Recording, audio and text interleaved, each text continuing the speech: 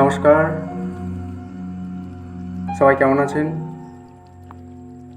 আজকের বিষয় আমরা স্বর্গ থেকে মায়ের গর্ভে কেন আসলাম।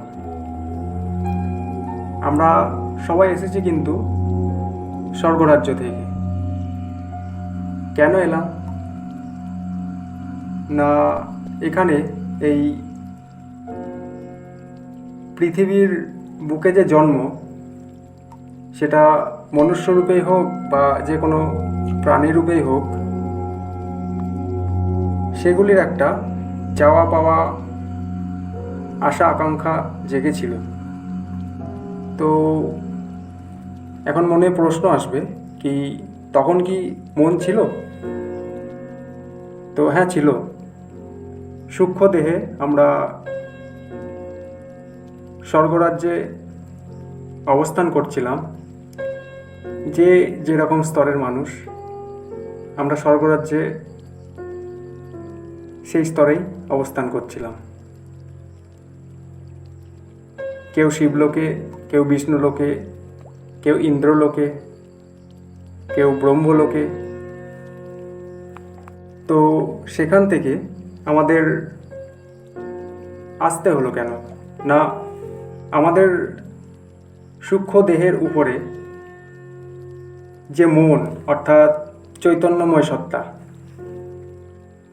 সেটা জীবন্ত মানুষের তো থাকেই, আবার জীবন্ত মানুষের ঘুমন্ত অবস্থাতেও থাকে এবং জাগ্রত অবস্থাতেও থাকে। এই যে চৈতন্যময় সত্তা, সেটা মানুষ মারা গেলেও কিন্তু সূক্ষ্ম দেহে সেটি অবস্থান করে এবং শান্ত, স্থির, সুন্দর জায়গা হচ্ছে বায়ুমণ্ডল, ব্রহ্মলোক, শিবলোক, ইন্দ্রলোক, এগুলো। কিন্তু সেখানে থেকেও দীর্ঘদিনের পর একটা চঞ্চলতার সৃষ্টি হয়। মানুষ এই পৃথিবীতে থেকে যেমন শিশুকাল থেকে যৌবনকাল, পৌরকাল, বৃদ্ধকাল, এমনি করে হতে হতে এই চাওয়া পাওয়া, নেওয়া, খাওয়া দাওয়া করতে করতে একটা একঘেয়েমি সৃষ্টি হয়ে যায়। বার্ধক্য মেজাজটা খিটখিটে হয়, তখন চাওয়া পাওয়াটা যেন আরও বেশি করে। এটা করতে হবে, সেটা করতে হবে, তাড়াহুড়ো করে যে কোনো কাজ তখন করে ফেলে।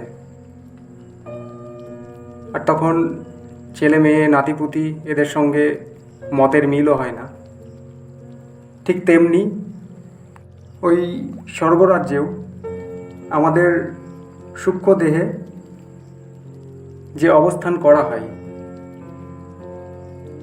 সেখানে শুধু আত্মা, মন, বুদ্ধি এবং অহংকার নিয়ে বাস করে। তারও একটা চঞ্চলতার সৃষ্টি হয়। সে ইচ্ছা প্রসন্ন করে যে ওই জগতে কি রয়েছে। আমরা সেখানে থাকতে থাকতে একটা একঘেয়েমি সৃষ্টি হয়েছিল এবং এই পৃথিবী লোকে নজর হয়েছিল। মন যার যেদিকে যায়, সে সেই দিকেই চলে যায়। কেউ মন্দিরে যেতে ভালোবাসে, আবার কেউ পর্যটন। আমরা নানানজন নানান দিকে ঘুরে বেড়াই। এই নিয়েই জগৎ, এই নিয়েই সংসার। পৃথিবীর বুকে মানুষ হয়ে জন্মগ্রহণ করে আমরা যা করছি, আমরা যা পেতে চাইছি, যা ভালোবাসছি, ঠিক তেমনটাই কিন্তু ওই জগতে গিয়ে কিছু করা হচ্ছে না ঠিক, কিন্তু জানা যায়, বোঝা যায় অনুভূতির দ্বারা। এবার জন্মটা কি করে হলো? ওইখানে যে জিনিসগুলো মনে মনে ভাবা যায়, কিছু করা যায় না, এটা ভাবতে ভাবতে ভাবাটার একটা বৃদ্ধকাল আসে। মানুষ যেমন এখানে বৃদ্ধকাল আসলে মারা যাচ্ছে, ঠিক ওখানেও যেখানে আমরা ছিলাম সেখানেও কিন্তু ওইভাবে মারা গেলাম, অর্থাৎ ঘুমিয়ে পড়ার মতো। ধ্যান করতে করতে কখন যে আমরা অচৈতন্য হয়ে পড়ি, অর্থাৎ সমাধি হয়ে পড়ি, সেটা কিন্তু বোঝা যায় না। ঠিক সেই রকম ওখানে মারা গেলাম। তারপর হয় জন্ম। জন্মের পর শিশু যখন শুয়ে থাকে তখন কখনো হাসে, কখনো কাঁদে, তাকায়। তখন তো তার শরীর তৈরি হলো। তাই ভেতরকার যে ভাব, সেই ভাবটা যেগুলো তার মনে হচ্ছে বা ভাবনা চিন্তায় আসছে, সেটা তার শরীরটা রয়েছে বলেই করতে পারছে। সেটা কিন্তু আগেও হচ্ছিল ওই স্বর্গলোকে, কিন্তু তার শরীর ছিল না,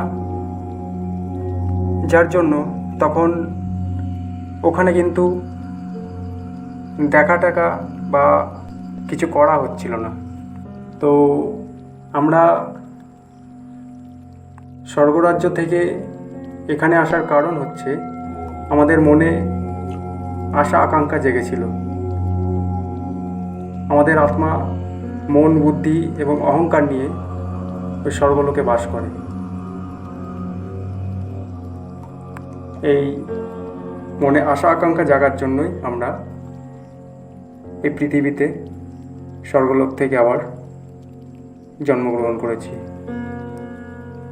আজকের ভিডিও আমরা এখানেই শেষ করছি। ভিডিও যদি ভালো লাগে অবশ্যই সাবস্ক্রাইব করবেন। সবাই ভালো থাকবেন, সুস্থ থাকবেন। নমস্কার।